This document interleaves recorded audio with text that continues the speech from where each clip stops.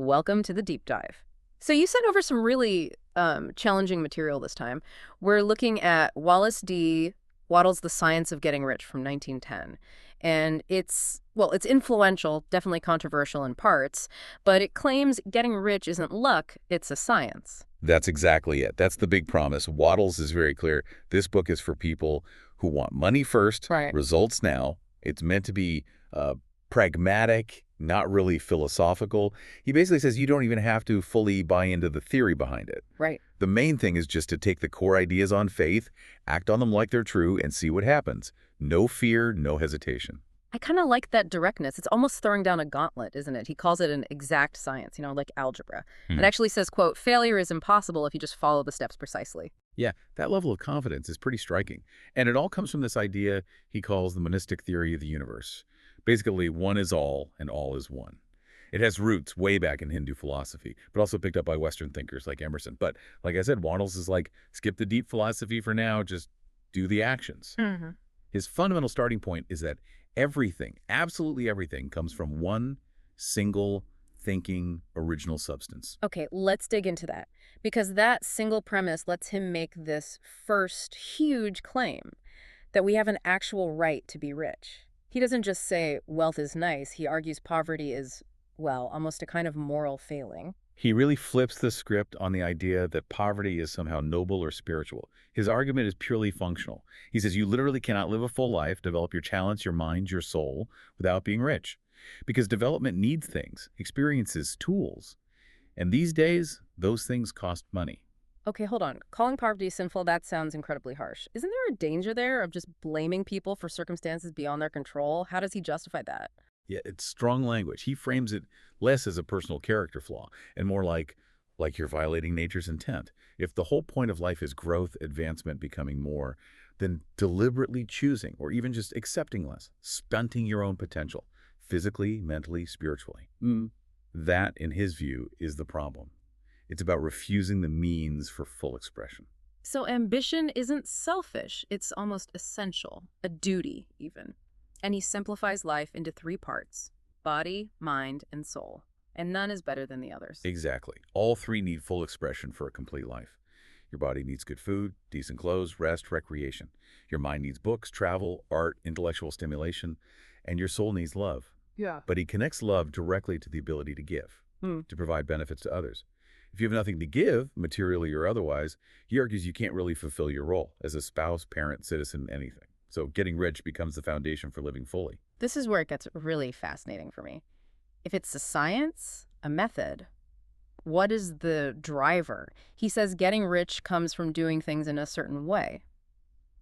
So maybe we should start with what it's not based on, according to him.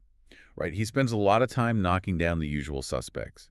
It's not your environment. The rich and poor people work in the same fields, live in the same towns. It's not about being super thrifty or saving every penny.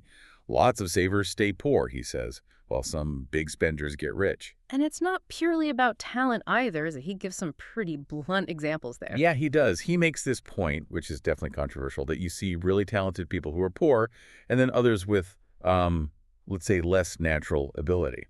And he uses some pretty dated, frankly offensive terms from the early 1900s here, calling people blackheads or sickly. But his point is they get rich anyway. Why? Because they stumble onto this certain way. Just to be clear for everyone listening, that language is obviously completely inappropriate now, but Waddles used it back then to really hammer home his point, that the method matters more than innate intelligence or ability. Exactly. It's the method that's key, not the person's raw talent. If you've got 2 people in the same business, same town, one gets rich, one doesn't, it's because one is doing things in that certain way. Okay, but that leads to the big question, doesn't it? If everyone starts doing things this certain way, isn't there just not enough to go around? What about limited resources, monopolies, all that? He tackles that head on. He says nobody is kept poor because all the wealth is already taken. This is where he brings in the idea of the formless stuff or original substance. It's this invisible, infinite supply that permeates everything. Formless stuff. How can we sort of translate that for today? What does that mean practically? You could think of it like infinite potential. Like the digital world, you can create endless copies of software, right? It's not a limited pie. He says this substance is alive, it's creative, it's always making more. So you're not poor because nature ran out of stuff. You're poor because you haven't tapped into this infinite source correctly. Its natural impulse is always towards more life. Got it. So it's about creation, not fighting over a fixed pool of resources. Okay, if everything starts as this thinking substance, how do we actually direct it? What's the first principle? Thought. Simple as that. Because the formless stuff thinks, our thoughts are the only thing that can impress upon it and cause it to create tangible things. Humans are thinking centers. We can originate thoughts, and when we impress a specific thought onto this substance, it starts to form the thing we're thinking about. So just vaguely wishing for money isn't going to cut it. You need laser focus. Absolutely critical. You have to form a clear and definite mental picture of exactly what you desire. And you have to hold onto that picture constantly. Like he says, a sailor keeping their eyes fixed on the destination port. But just having the picture makes you a daydreamer. That's not enough. Right. Behind that clear vision, you need two more things. The purpose to actually get it, and this unwavering faith that it is already yours, or at least on its way to you. So it's that believe you have received it idea from spiritual texts, but he's framing it as a necessary scientific ingredient for the process to work. That's the blend, yeah. And to keep that connection strong, to make sure your thoughts are, let's say, received by this substance, gratitude is essential. Gratitude keeps you in harmony with the creative intelligence. It aligns your mind with the source. I can see how much mental discipline this takes. Because if doubt or focusing on lack can mess it all up, you really have to guard your thoughts. Absolutely crucial. And he says you use your willpower only on yourself to force yourself to think the right thoughts and take the right actions. Waddell specifically warns against focusing on the appearance of problems, looking at poverty, reading about disasters, dwelling on illness. Because if you fill your mind with those images, you're impressing those thoughts onto the substance, and you risk creating more of them in your own life. Thinking wealth while surrounded by poverty, he admits, takes immense effort. But mastering that is what makes you a mastermind. Wow. Okay, so this also implies completely ditching a competitive mindset, right? If the universe wants more life for everyone, you can't get rich by taking things away from others. That's the fundamental shift he demands. Move entirely from the competitive mind thinking about rivals, scarcity, getting a bigger slice of the pie to the creative mind. Focus only on building, creating something new from the formless stuff. This means no sharp practices, no exploiting people, no coveting what others have. If your business relies on squeezing people, he says you have to change it or get out. So how do you make sure you're always creating, always adding?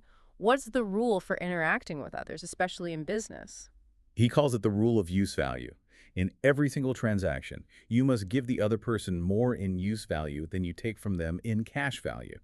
So if you sell something, the benefit the customer gets from it, its actual usefulness to them, has to feel significantly greater than the price they paid. You always aim to give more than you receive in pure cash terms. That really reframes business as trying to genuinely uplift everyone involved. Okay, let's touch on another controversial point, helping the poor. If you succeed with this method, what's your responsibility? Right, and we need to be clear, we're just reporting Waddell's view here. He takes a very hard line. He argues that studying poverty, focusing on it, even traditional charity, he claims it doesn't work. He says it actually perpetuates the wretchedness by keeping the focus on lack. So no charity. What does he say is the only real way to help? Get rich yourself. That's it. By using the creative method, becoming wealthy, you demonstrate the path. You inspire others and show them it's possible to rise above their circumstances. Right. He literally says the best service you can render to God and humanity is to make the most of yourself. Okay, so we've got the mental setup, the clear vision, the solid faith, the deep gratitude, the shift to a creative mindset. But that's all internal. What's the final, absolutely essential piece? Action. Exactly. This is where the rubber meets the road, and honestly, it's the part people sometimes gloss over. Thinking creates the impulse, it sets things in motion, but you have to act to receive what's coming to you. The thing you want is brought to you by thought, but you receive it through action. And crucially, act now in your current situation. No waiting for the perfect opportunity or the right circumstances. Yes, that urgency is vital. Don't wait. Start where you are with what you have in your current job or business. Act now. And every single action needs to be efficient. Efficient action. What does that look like day to day? Is it just about working hard? It's more than just hard work. It's about infusing every action, even small ones, with the full power of your vision, your faith, and your purpose. If your job involves sweeping floors, you sweep that floor with the mindset and intention of the person you're becoming, the person who has achieved a vision. Every act builds on the last. He warns that neglecting even small, seemingly unrelated actions today can break the chain and cause delays down the line. It has to be continuous, powerful action. What about someone working for wages, maybe feeling stuck? How do they apply efficient action to advance? It's not just about doing your current job well. It's about becoming too big for your current job. You do more than required, yes, but always with the clear intention of advancing. You hold the vision of the position you want, you act with power and purpose in the job you have now, and this is key. You radiate that sense of increase, of growth, of advancement to everyone you interact with. He believes this signals to the supreme intelligence that you're ready, and opportunities will then be brought to you. This has been quite the journey through this philosophy. It really takes metaphysical concepts and bolts them onto a very pragmatic, almost capitalist how-to guide. It's definitely a complete system he lays out, Yeah. rigorous even. So just to recap that core process, you form that crystal clear vision, you hold it with absolute faith and purpose, you maintain constant gratitude to stay connected to the source, the formless substance, and then you act, now, efficiently in your current role, always focused on giving more use value than you receive in cash value.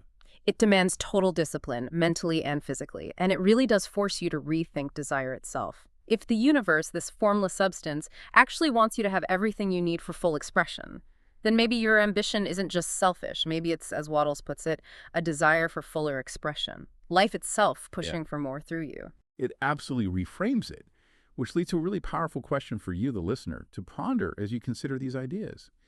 If your greatest service really is making the most of yourself, how might seeing your ambition not just as personal gain, but as this mandate for more life, change the sheer scale and the dedication you bring to what you plan and what you do, starting right now?